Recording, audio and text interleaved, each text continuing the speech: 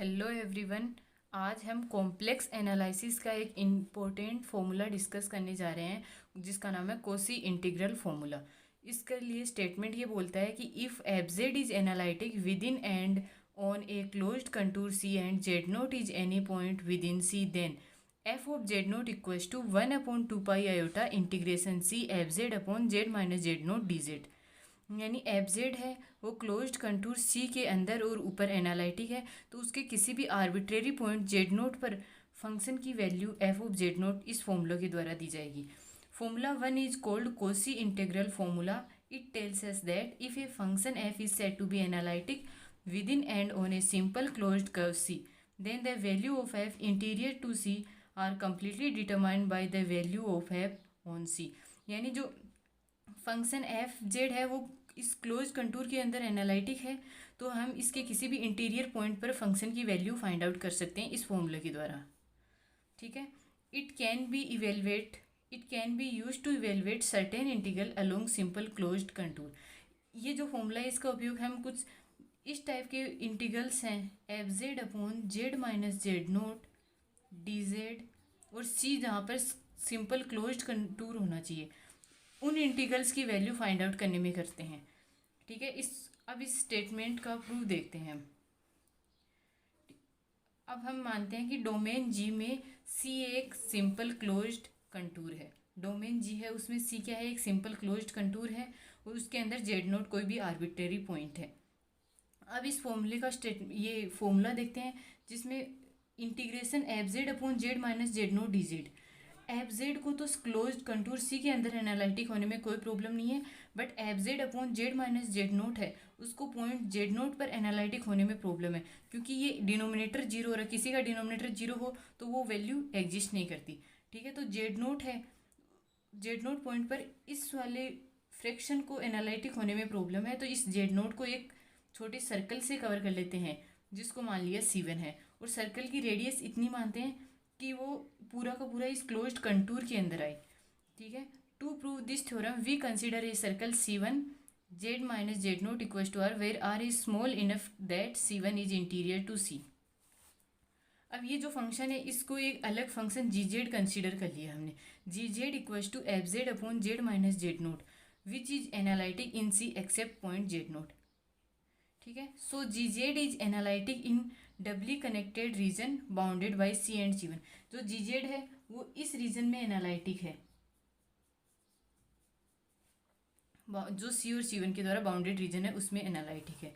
According to extension of Cauchy's theorem to multi connected regions. Cauchy theorem की जो lemma है corollary है उसके अकॉर्डिंग हम ये देखते हैं ना, यहाँ पर एक क्रॉस कट लगाते हैं और फिर इनको एनालिटिक बनाने के लिए यहाँ पर एक रीजन बना लेते हैं, और फिर हम देखते हैं कि C1 और C के अंदर ये इतना इतना पाथ बन जाएगा क्रॉस कट के द्वारा, तो फिर इस पर एनालिटिक हो जाएगा। Integration C G Z into D Z equals to C1 G Z D Z. G Z है उसकी value F Z upon Z minus Z naught D Z equals to C1 F Z upon Z minus Z naught D Z. ठीक है। अब यहाँ पे ये जो second वाला टर्म है इसके अंदर F of Z note minus subtract कर देंगे और ऐड कर देंगे और इन दोनों को स्प्लिट कर लेंगे, तो ये वाले स्प्लिट किया तो फिर ये इक्वेशन सेकंड बन गई। ठीक है। अब हम जानते हैं कि कोई भी कॉम्प्लेक्स नंबर है उसका रिप्रेजेंटेशन कैसे करते हैं, उसका कॉम्प्लेक्स नंबर का modulus into E raise to power iota theta. तो जेड माइनस जेड नोट भी कोई कॉम्प्लेक्स नंबर है उसको उसका modulus into E raise to power iota theta की फॉर्म में लिख देंगे, और जहाँ पर थीटा है वो 0 से 2 पाई के बीच वेरी करेगा, है ना। Representation of any complex number d Z equals to r iota e raise to power iota theta d theta.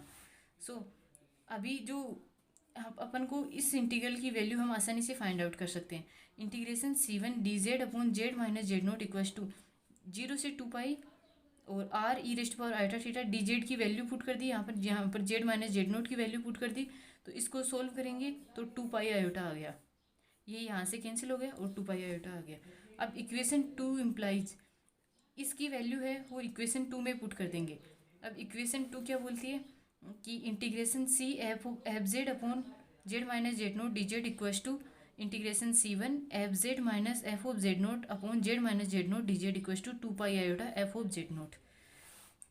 अब अपने को स्टेटमेंट में गिवन है कि एफ जेड एनालिटिक है within and on contour C. F Z है वो contour सी के ऊपर एनालिटिक है।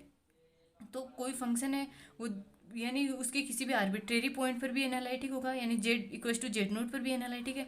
और कोई फंक्शन एनालिटिक है किसी पॉइंट पर, यानी उस पॉइंट पर उसको डिफरेंशिएबल है यानी कंटिन्यूस भी है उस point Z equal to Z note पर। तो अब हम कंटिन्यूटी की डेफिनेशन यूज करेंगे।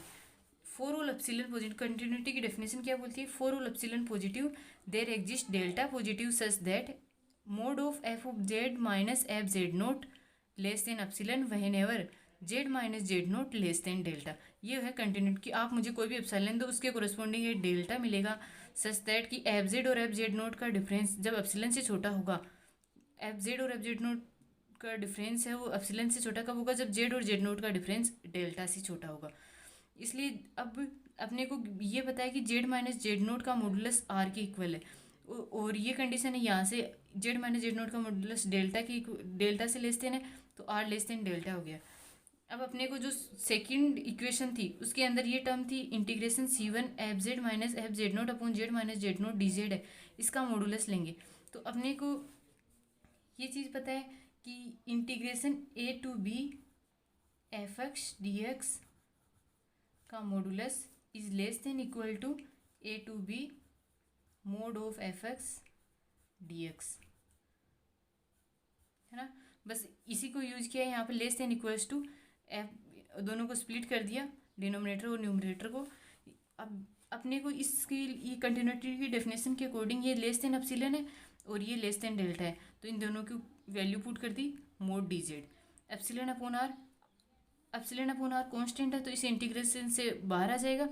अब अपने को integration C1 mod D Z की वैल्यू फाइंड आउट करनी है। Integration C1 mod D Z की वैल्यू फाइंड आउट करनी है। तो ये अपने कॉम्प्लेक्स लाइन इंटीग्रल के अकॉर्डिंग ये जानते हैं कि इसकी वैल्यू कैसे होती है।